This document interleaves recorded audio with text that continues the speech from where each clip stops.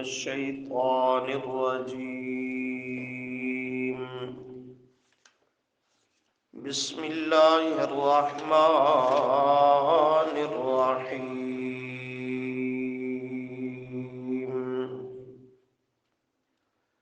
الحمد لله الذي أنزل على عبده الكتاب ولم يجعل له عوجا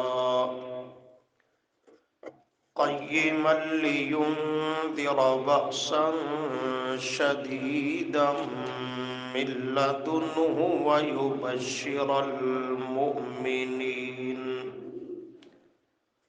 ويبشر المؤمنين الذين يعملون الصالحات أن لهم أجرا حسنا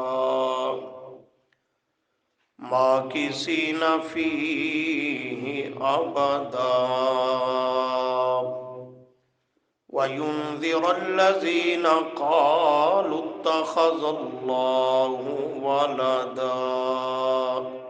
صدق الله العظيم. اللهم صل على محمد وعلى آل محمد كما صليت على إبراهيم وعلى آل إبراهيم إنك حميد مجيد. اللهم بارك على محمد وعلى آل محمد كما باركت على إبراهيم وعلى آل إبراهيم إنك حميد مجيد.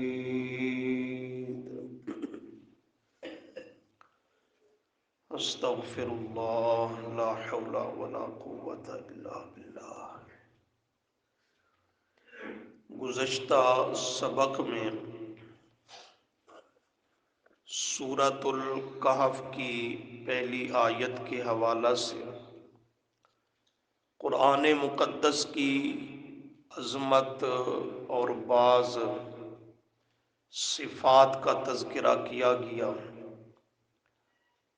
کہ اللہ تعالیٰ نے اس کتاب کو کامل، مکمل اور عظیم الشان الکتاب بنا کر نازل فرمایا، اور دوسری صفت بیان کی وَلَمْ يَجْعَلْ لَهُ عِوَجًا، اس میں کوئی ٹیڑھ پن، کجی نہیں ہے. تیسری صفت بیان فرمائی قیمًا، اور کتابوں کے، کلاموں کے، تصنیفوں کے بھی ٹیڑھ پن نکالنے والا، ان کو بھی خرابی، عیب، کمزوری پہ پکڑ کرنے والا، اس کی اصلاح اور نشاندہی کرنے والا یہ قرآن مقدس ہے. اتنی عظیم الشان کتاب کو اتنی شان و شوکت کے ساتھ شان والے پیغمبر صلی اللہ علیہ وسلم پر نازل فرمایا، تو اس کے نزول کی غرض کیا ہے، مقصد کیا ہے، اللہ کی مرضی اور منشا کیا ہے؟ اس کے غرض اور نزول کے مقصد کو آج کے سبق کی آیتوں میں ذکر کیا جا رہا ہے. فرمایا اس میں کوئی کجی نہیں، یہ دوسروں کے بھی عیب دور کرنے والا کلام ہے. نازل کیوں کیا؟ غرض نزول فرمایا لینذرا، تاکہ اس کے تعویذ لکھے لکھائے جائیں. یہی غرض تھی، تعویذوں کی دکانداریاں ہوں، کاروبار شروع کیا جائے. لینذرا، تاکہ اس کی قرآن خوانیاں ہوتی رہیں، ختم شبینے. یہ بھی اس کے نزول کی غرض نہیں ہے. نازل کیوں کیا؟ لینذرا، تاکہ وہ عظیم الشان پیغمبر صلی اللہ علیہ وسلم ڈرائے، ہمدردی کی وجہ سے آگاہ کرے اور مسئلہ سنائے، لِيُنذِرَ تاکہ وہ آگاہ کرے اس قرآن کے ذریعے لوگوں کو، بأسن شدیدن، بأسن کا معنی عذاب، شدیدن سخت، اللہ کے سخت عذاب اور پکڑ سے وہ لوگوں کو ڈرائے، مِلَّدُنْہُ جو اس کی طرف سے ہوگا، وہ سخت عذاب مِلَّدُنْہُ جو اس اللہ کی طرف سے ہوگا، اس سے روگردانی کرنے کی وجہ سے، اس کا مسئلہ نہ ماننے کی وجہ سے جو اللہ کی طرف سے سخت عذاب اور پکڑ ہوگی، اس سے میرا پیغمبر لوگوں کو ڈرائے۔ انذار آگاہ کرنا، ڈرانا ایک۔ نمبر دو، وَيُبَشِّرْ اور خوشخبری سنائے، بشارت سنائے۔ اس سے ایک اور عنوان بھی سمجھ میں آیا، فریضہ رسول صلی اللہ علیہ وسلم کیا ہے؟ آپ صلی اللہ علیہ وسلم کے منصب کے اعتبار سے آپ کی ڈیوٹی اور ذمہ داری کیا ہے؟ وہ یہ دو چیزیں ہیں، انذار، تبشیر۔ اول لوگوں کو ڈرانا، آگاہ کرنا، اور جو ان میں سے مانتے جائیں انہیں پھر کامیابی، جنت کی خوشخبری سنانا۔ یہ نبی علیہ السلام کا فریضہ اور آپ کی ذمہ داری ہے، لیکن انذار بھی، لوگوں کو ڈرانا اور مسئلہ سنانا، وہ بھی ہوگا قرآن کے ذریعے، اور لوگوں کے لیے تبشیر و بشارت ہوگی تو وہ بھی قرآن کے ذریعے۔ نصاب میرے پیغمبر کی دعوت کا قرآن ہی رہے گا، اس میں رخ یہ دو ہوں گے، پہلو دو ہوں گے، اول انذار آگاہ کرنا ہے، پھر جو مانتے جائیں انہیں خوشخبری اور بشارت کا سنانا ہے۔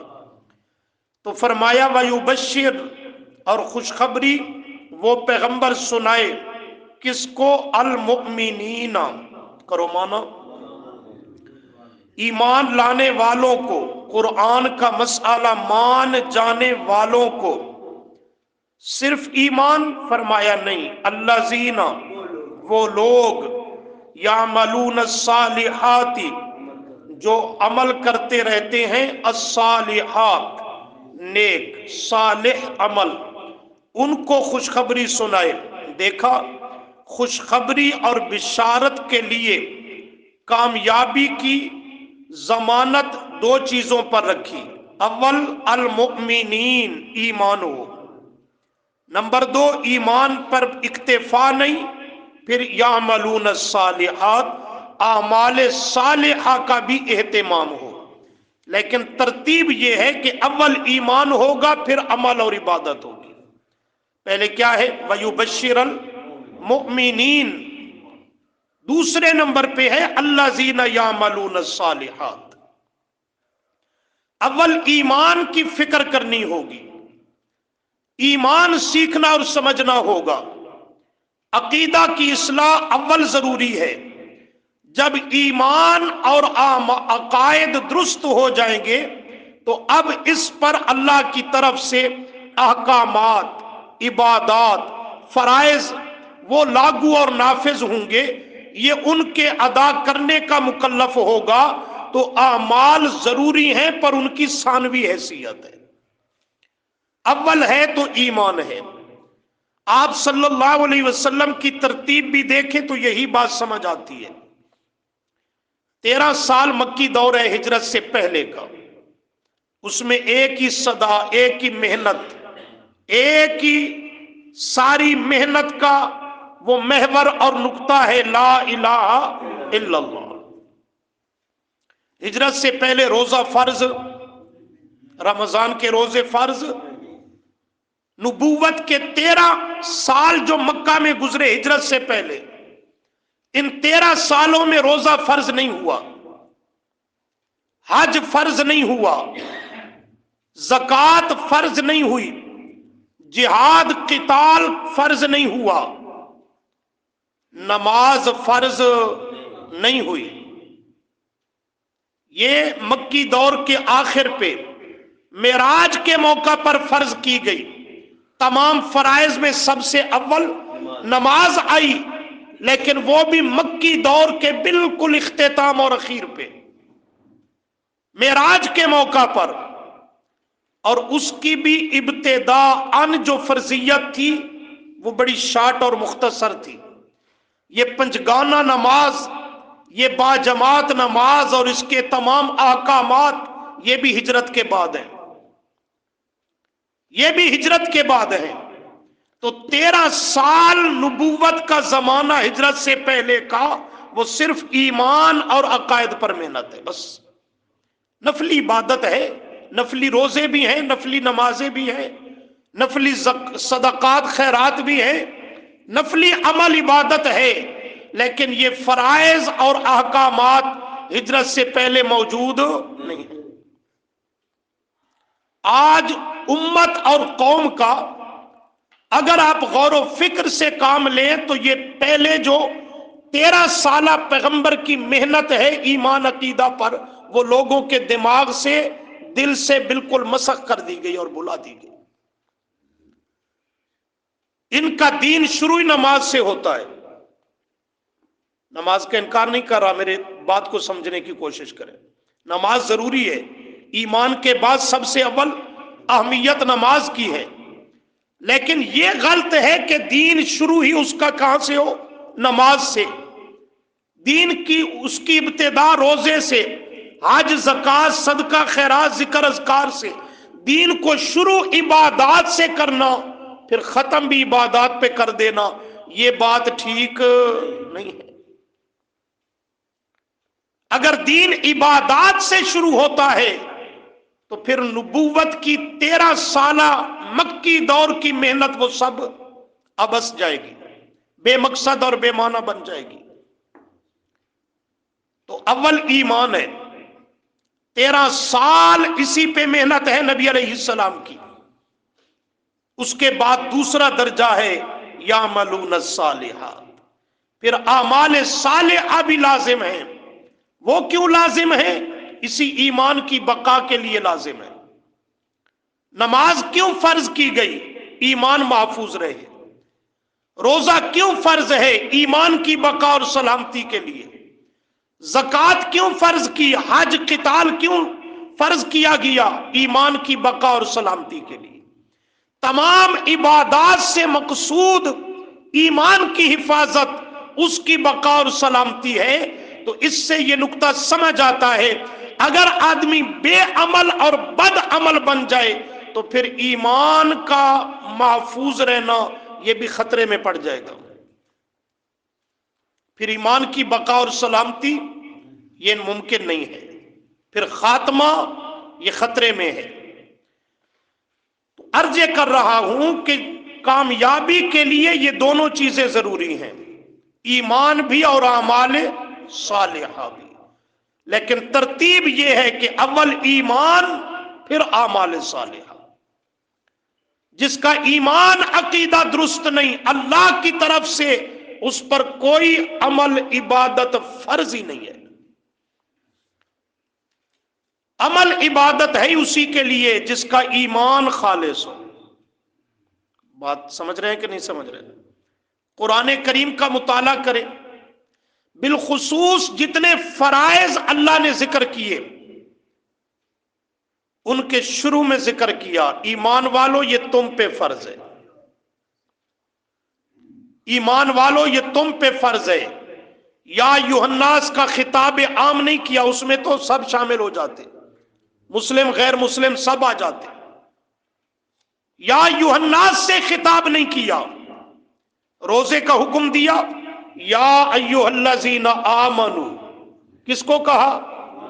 नहीं बोलते आप, किसको कहा? ईमान वालों को। कुतिबा अलैकुमुस्सियाम, तुम पे रोजा फर्ज किया गया। किसी काफिर मुशरिक मुनाफिक पे रोजा फर्ज नहीं किया।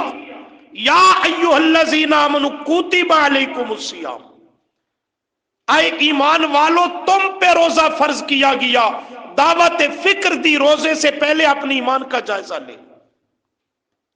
جمعے کو فرض کیا نماز جمعہ تو وہاں کیا فرمایا؟ یا ایھا الذین آمنوا اذا نودی للصلاۃ من یوم الجمعہ فاسعوا الی ذکر اللہ وذروا البیع. نماز جمعہ اس کی جب آذان اول سنو، پہلی آذان، تو فرمایا اہتمام کے ساتھ دوڑ پڑو، یعنی چل پڑو، اہتمام کے ساتھ بر وقت، اور اللہ کی یاد میں مشغول ہو جاؤ. اپنے دنیا کے کام کاج کاروبار مشاغل کو ترک کر دو. کس کو حکم دیا؟ یا ایھا الذین آمنوا، اہل ایمان کو حکم دیا جن کا ایمان اور عقیدہ درست ہے. اب اس کے لیے نماز جمعہ کو فرض کیا ہے. اور کوئی عمل عبادت دیکھیں، اس کے شروع میں بھی آئے گا یا ایھا الذین آمنوا ان اللہ وملائکتہ یصلون علی النبی. آگے یہ آیت تو یاد ہے نا، یا ایھا الذین آمنوا صلوا علیہ وسلموا تسلیما. یہ عبادت ہے نبی علیہ السلام پر درود و سلام کا تحفہ، اور یہ عبادت بھی ہے یا ایھا الذین آمنوا، یا ایھا الذین آمنوا. کوئی مقام بھی دیکھیں جہاں عبادات کا مکلف ٹھہرایا تو فقط اہل ایمان کو. تو یہاں بھی فرمایا وَيُبَشِّرَ الْمُؤْمِنِينَ، خوشخبری سنائے ایمان والوں کو. پھر اہل ایمان کو فرمایا بس اسی ایمان پر بس نہ کر دینا. الذین یعملون الصالحات، یہ ایمان محفوظ تب رہے گا کہ اعمال صالحہ کا اہتمام کیا جائے. نماز اول فریضہ ہے، باقی فرائض کی نسبت یہ سب سے مقدم اور اہم ہے. اس کے لاگو اور نافذ کرنے میں بھی اول فریضہ ہے. اور دوسرا باقی جتنے فرائض ہیں جبرائیل کو پیغام دے کر بھیجا، میرے پیغمبر کی خدمت میں جاؤ اور کہو تم پہ روزہ فرض ہے، امت کو پیغام دے دیجئے، حج فرض ہے، فلاں فرض ہے، فلاں فرض ہے. پر نماز کو جبرائیل کے ہاتھوں دے کر زمین پہ نہیں بھیجا، نبی علیہ السلام کو عالم بالا میں بلایا اور بلا واسطہ جبرائیل براہ راست اللہ نے نماز کا تحفہ اور انعام پیغمبر کو عطا کیا ہے. تو فرضیت میں بھی اول نمبر، اہمیت میں بھی اول نمبر.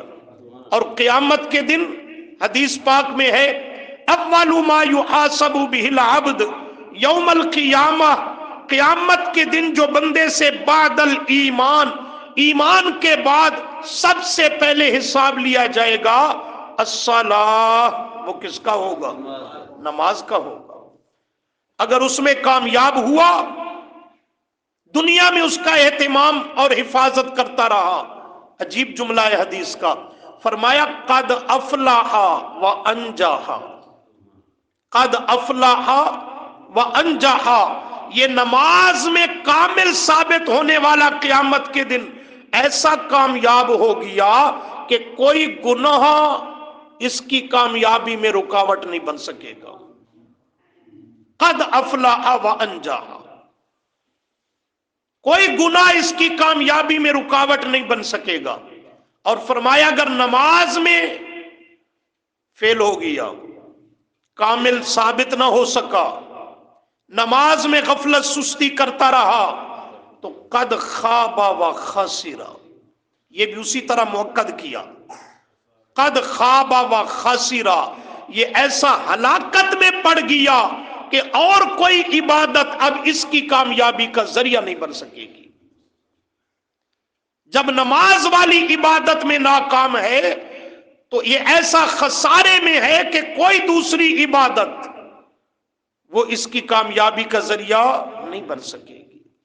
اس لیے الذین یعملون الصالحات، تو اب خوشخبری ان کے لیے ان لہم اجرا حسنا، سبحان اللہ، ان لہم، بے شک ہے واسطے ان کے اجرن، اجر بدلہ، حسنن خوبصورت، جنت اور اس کی نعمتیں، اجرن حسنا، اور جنت کا نام ہے الحسنا، للذین احسنوا الحسنا۔ غور کرے تو جملہ دوں، جنت کا نام الحسنا، جنت کا نام الحسنا، اور ان کے لیے اجر بھی ہے اجرن حسنا، اور جنت کو حاصل کرنے کے لیے، یہ اجر حسنا پانے کے لیے اللہ نے جو شرط لگائی وہ شرط ہے لقد کان لکم فی رسول اللہ اسوۃ حسنہ۔ اس اسوہ حسنہ پہ چل کر آئے گا، اس میں یہ دونوں چیزیں ہیں، اول ایمان اور نمبر 2 اعمال صالحہ، تو پھر یہ اجر بھی ملے گا اجرن حسنہ۔ ماں کی سینہ رہیں گے اس جنت میں، بسیرا کریں گے، فی ہی اس جنت میں، آبادن ہمیشہ ہمیشہ۔ اللہم اجعلنا منہم، اللہ ہم سب کو ان میں شامل فرمائے، ہمیں اس قابل بنا دے، اپنی رحمت کا معاملہ فرما دے۔ ماں کی سینہ فی ہی آبادا، سبحان اللہ۔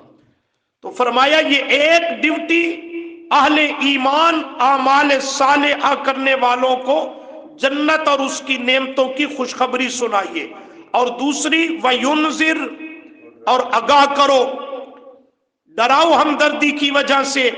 ڈرانا کس کو ہے؟ الذین، رومانا ان لوگوں کو، قالو جو کہتے ہیں، اتخذ اللہ بنا لیا اللہ نے، والدن بیٹا، بنا لیا اللہ نے، دیکھا یوں نہیں کہتے ہے اللہ کا بیٹا، ہونا اور ہے، کیا کہتے ہیں؟ اللہ نے بنا لیا۔ حقیقی بیٹا مراد، یہ پیچھے سبقوں میں تفصیلاً عرض کر چکا ہوں، بیٹا ہونا اور ہے، بنا لینا اور ہے۔ ہونا حقیقی بیٹا مراد ہے، بنا لینا کسی کو بیٹوں کی طرح چاہ لینا، کہ اس کے ساتھ ایسی محبت کرنا کہ اس کی محبت میں مجبور ہو جائے، جیسے حقیقی بیٹا بیٹی والدین سے جو چاہیں ضد دے کر کے بھی منوا لیتے ہیں، اور ماں باپ چونکہ اولاد کی محبت میں مجبور ہوتے ہیں تو وہ ماننے پر بھی مجبور ہو جاتے ہیں۔ اور دوسرا کہ کچھ اختیارات اور کچھ ذمہ داریاں اس کے حوالے اور سپرد کر دینا ہے نا، سبق ذہن میں اس پہ تفصیلاً بات ہو چکی ہے۔ تو انہی دو بنیادوں پر یہ کہتے تھے یہودی کہ حضرت عزیر کو اللہ نے بیٹا بنا لیا، یعنی ان سے ایسا محبت اور پیار کیا اللہ نے کہ یہ جو چاہیں رب سے منوا لیتے ہیں، اپنی بات پوری کروا لیتے ہیں، ہماری سفارشیں کر کرا کے کام کروا لیتے ہیں، اور رب نے کچھ اختیارات ان کو بھی دے رکھے ہیں چھوٹے چھوٹے کاموں کے۔ یہی نظریہ تھا حضرت عیسیٰ کے متعلق عیسائیوں کا کہ اللہ نے حضرت عیسیٰ کو بھی بیٹوں کی طرح چاہ لیا۔ یہی نظریہ تھا مشرکین عرب کا فرشتوں کے متعلق کہ وہ کہتے فرشتوں کو اللہ نے اپنی بیٹیاں بنا رکھا ہے۔ تو فرمایا ان کو آگاہ کرو اور مسئلہ سمجھاؤ جو کہتے ہیں اتخذ اللہ والدن، اللہ نے بنا لیا بیٹا یعنی نائب، اور سادے لفظوں میں والدن کا مفہوم سمجھ چکے ہو تو معنی بنے گا کہ اللہ کریم نے ان کو طاقتیں دے رکھی ہیں۔ کیا کہتے ہیں؟ اللہ نے ان کو طاقتیں دے رکھی ہیں، اختیارات دے رکھے ہیں کہ یہ جو چاہیں وہ کر سکتے ہیں۔ اللہ فرماتے ہیں مالہم، نہیں ہے ان کے پاس بھی اس نظریے اور عقیدے اور مذہب پر من علم، کوئی قطعی اور واضح دلیل۔ یہاں علم بے معنی دلیل ہے، قطعی دلیل ان کے پاس ان کے مذہب اور عقیدہ پر موجود نہیں ہے۔ ان کے پاس بھی ولا لآبائہم، ولا اور نہ ہی لآبائہم، واسطے ان کے ابا و اجداد کے، ان کے پاس بھی کوئی اپنے مذہب شرکیہ پر قطعی اور واضح دلیل موجود نہیں تھی، نہ موجودہ مشرکین کے پاس، نہ ان کے آبا باپ داداؤں کے پاس ان کے شرکیہ مذہب پر کوئی دلیل اور معقول بات موجود نہیں ہے۔ کہو بے دلیلہ مذہب مشرک دا، بے دلیلہ مذہب، نشانی رکھو، تھوڑا سا آگے آ جاؤ 18ویں پارہ میں صفحہ 557 557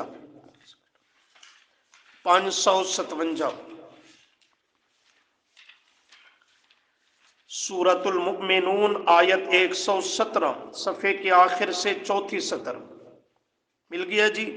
ذرا دیکھیے، وَمَن يَدْعُ مَعَ اللَّهِ وَمَن کرو مانا، اور جو یدعو پکارے، مع اللہ پکارتا ہے ساتھ اللہ کے، الہن آخر کسی دوسرے الہ کو، اس کی بھی پکار کرتا ہے، اللہ کی بھی پکار، اللہ کے ساتھ ساتھ اور ہستیوں کی بھی، یا اللہ مدد بھی، یا رسول اللہ مدد بھی، یہ ہے یدعو مع اللہ الہن آخر، یا اللہ مدد بھی اور اللہ کے ساتھ ساتھ یا علی مدد بھی، یا پنجتن پاک مدد بھی، یا پیران پیر دستگیر مدد بھی، یا فلانا مدد بھی، اللہ کے ساتھ ساتھ یدعو وہ پکارتا ہے، مع اللہ اللہ کے ساتھ ساتھ، الہن آخر دوسرے الہ کو، یعنی اس کی پکار کرنا، اس کو الہ بنانا ہے۔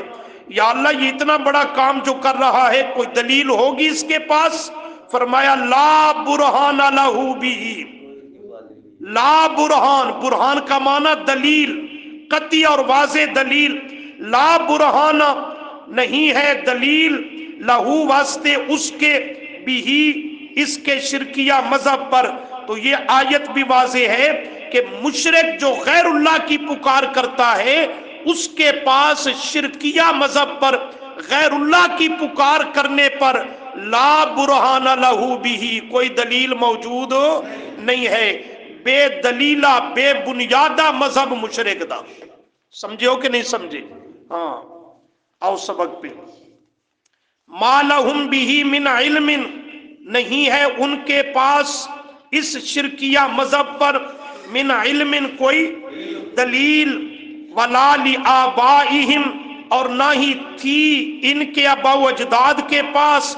یا اللہ اتنی سینہ زوری، دلیل ہی کوئی نہیں، پھر بھی شرک پہ لگے ہیں، غیر اللہ کی پوجا پاٹ، اور ان کو مختار کل سمجھ رہے ہیں، یہ تو بڑا بھاری جرم ہے۔ فرمایا ہاں کابورت، ایک لفظ ہے کبیر، کبیر کا معنی بڑا، اسی سے ہے فعل تعجب کا صیغہ، کابورت معنی کریں گے واہ واہ بڑا کام ہے، واہ واہ بڑا کام ہے، کابورت واہ واہ بہت بڑی، کالیمتن بات ہے، قابل تعجب، قابل تعجب، کالیمتن وہ کلمہ بول اور بات ہے، تخرجو جو نکالتے ہیں، من افواہہم اپنے منہوں سے، اپنے افواہہم اپنے منہوں سے جو نکالتے ہیں، کابورت کتنی بڑی بات ہے، کتنی ناگوار اور ناپسندیدہ بات ہے،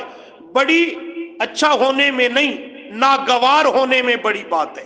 کابورت کالیمتن، کالیمتن وہ بول، وہ بات، وہ جملہ، تخرج من افواہہم جو اپنے منہوں سے نکالتے ہیں۔ کون سا نکالتے ہیں؟ یہی جو پیچھے گزرا کہ اللہ نے ان کو طاقتیں دے رکھی ہیں، اللہ نے ان کو اختیارات دے رکھے ہیں، یہ جو چاہتے ہیں منوا دیتے ہیں، یہ پہنچی ہوئی سرکاریں ہیں، اللہ ان کی رد نہیں کرتا، یقیناً ان کی قبول کرتا ہے، ان کی محبت میں معاذ اللہ مجبور ہے۔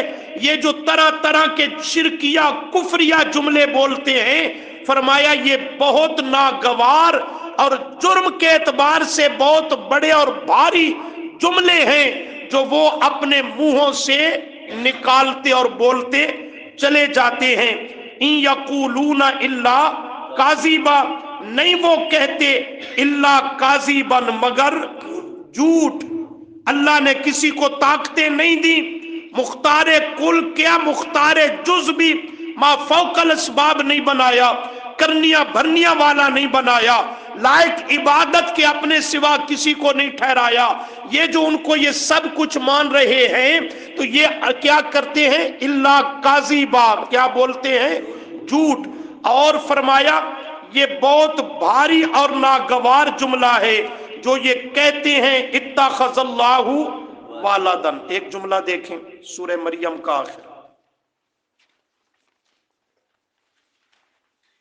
सफ़ा 496, 496, आयत नंबर 90 सूरह मरियम, सफ़े के आखिर से तीसरी सतर देखें। तकादुस्समावातु, वो काबूरत कितना भारी और नागवार है शिरकिया जुमला, उसको देखिए। तकादु करीब है, तकादु का मानो करीब है कि अस्समावातु फट जाए आसमान, या तफत्तरना फट जाए मिनहु उससे, वतन शक्कुल अर्जु और शक हो जाए फट जाए अल अर्जु जमीन, व तखिरुल जिबालु और गिर पड़े जिबाल पहाड़, हद्दन रेजा रेजा होकर। फरमाया आसमान फटने लगता है, जमीन फटने लगती है, पहाड़ गिरने लगते हैं। क्यों, किस बात पर?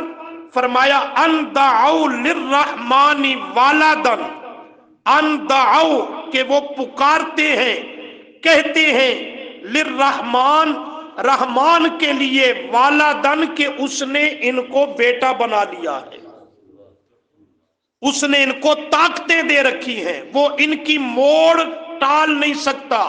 ये कुफरिया जुमला जब, शिरकिया जुमला जब कोई रुए जमीन के किसी हिस्सा पर मुशरिक बोलता है, आसमान फटने लगता है, जमीन अपना सीना चीरने लगती है, पहाड़ गिरने लगते हैं, इस कुफ्र और शिर्क के गंध को ये कायनात बर्दाश्त नहीं कर सकती।